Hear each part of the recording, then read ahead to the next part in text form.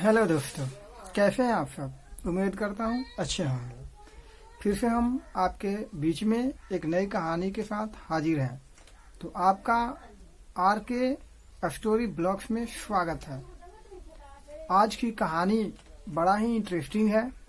आप सभी ध्यान से सुने और इसका आनंद लें। किसी गांव में एक सेठ रहता था। किसी गांव में एक सेठ रहता था। उस गांव में जितने भी लोग थे, जिन्हें भी रुपए पैसे की जरूरत होता, वह उस सेठ से उधार कर्ज के रूप में मांग लाता और वह सेठ एक बही खाते में उसको नोट करके ठेपा लगवा देता। सभी लोगों पर उसका हुकूमत चलता था, क्योंकि गांव में कोई ऐसा व्यक्ति नहीं था जिसने उसे कर्जा न लिया हो, सिवाय एक के। उस गांव में हरिया नाम का एक किसान रहता था।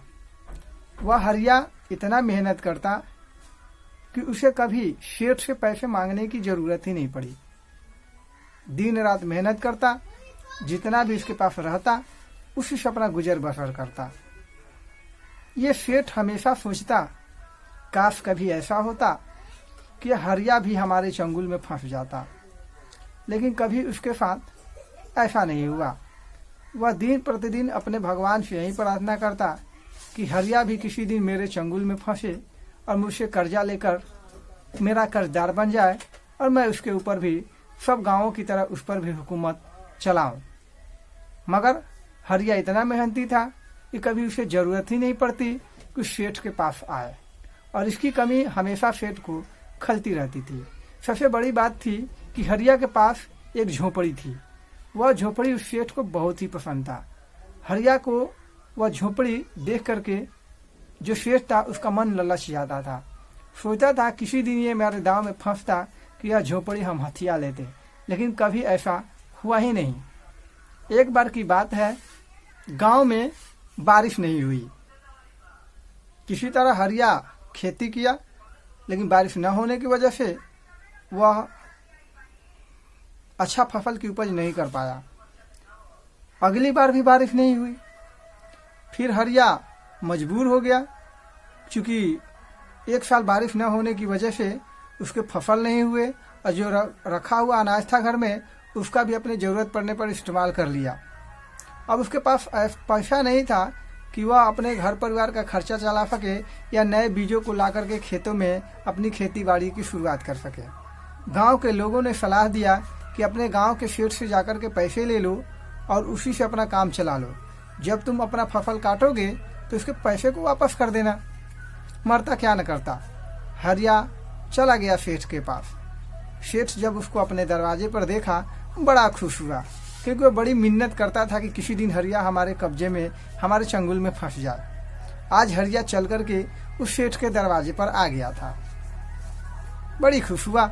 सेठ ने उसका बड़ी स्वागत किया, अपने घर में रखे चरपाई पर बैठाया और बोला, हरिया क्या चाहिए तुझे, बोलो, सब अपना ही समझो, जो चाहिए तुझे मांग लो।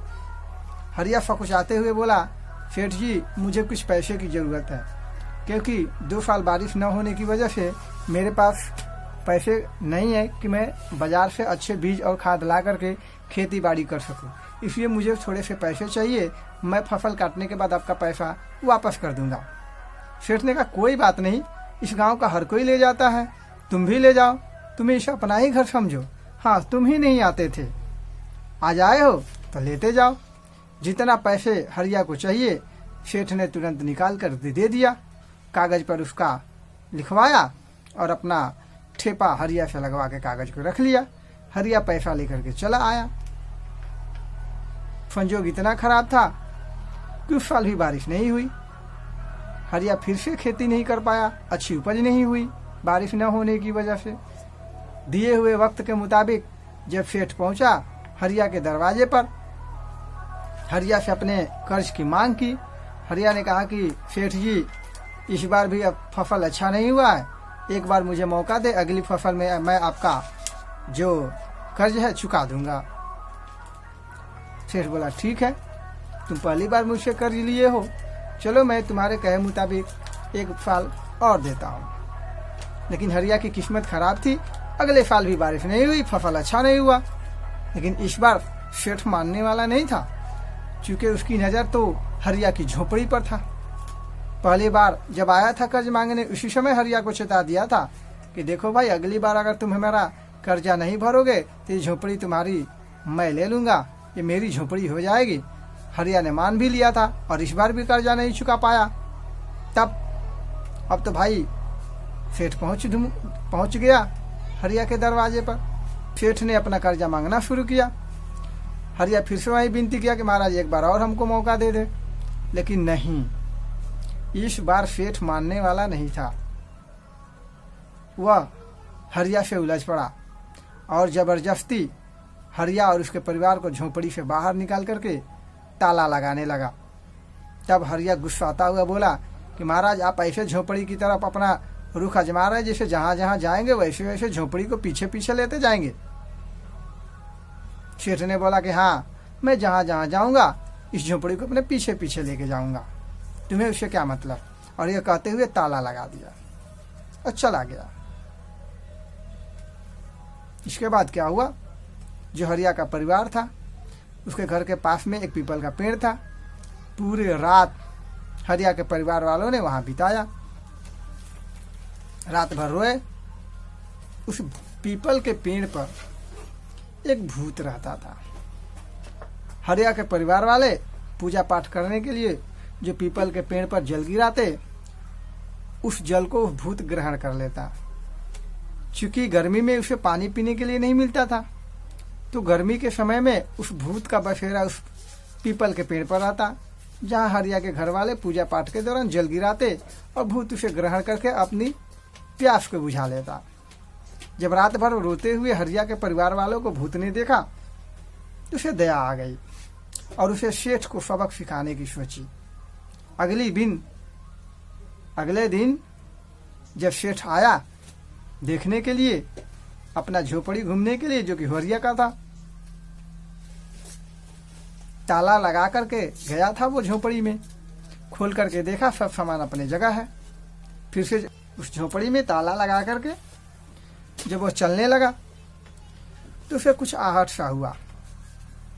जब पीछे मुड़कर देखा तो उसे लगा झोपड़ी अपने जगह से घिसक गई है।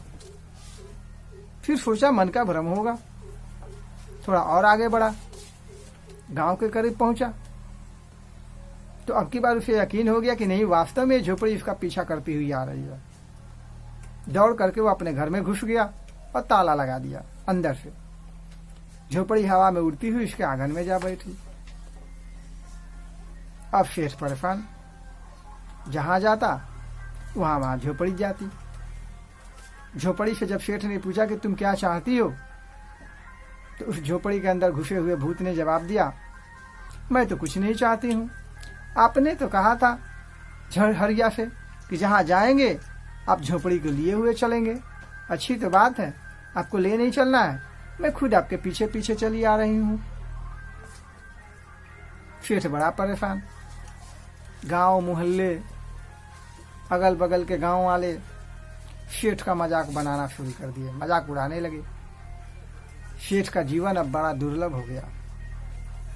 अब उसे हर दिन जीने का मन नहीं करता, क्योंकि उस झोपड़ी ने उस सेठ के जीवन को नरक बना दिया था।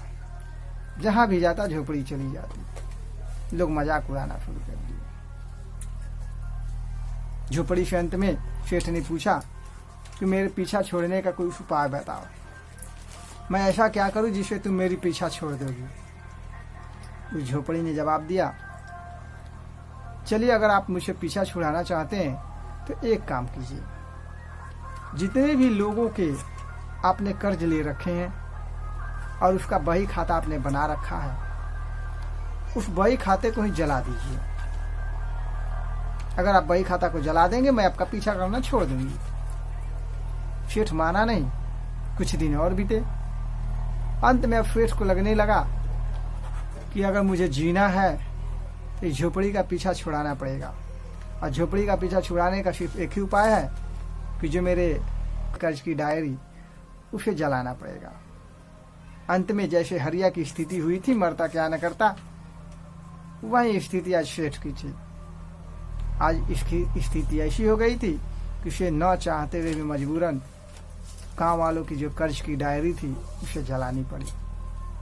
जैसे उसने कर्ज की डायरी जलाई, झोपड़ी उड़ती हुई जाकर के अपने जगह पर स्थापित हो गई और फिर से हरिया उस झोपड़ी का मालिक बन गया और गांव के सारे लोग खुश हो गए, क्योंकि अब सेठ के पास खरीदारों की डायरी थी नहीं, कोई लेखा जोखा था नहीं, सब उसके कर्ज से आजाद हो गए। तो दोस्तों, आज की कहानी आपको कैसी लगी?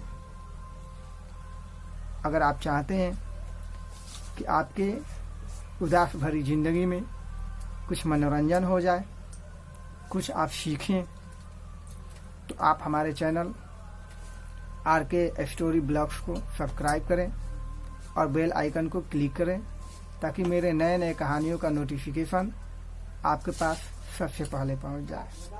तो आज के लिए इतना ही। धन्यवाद।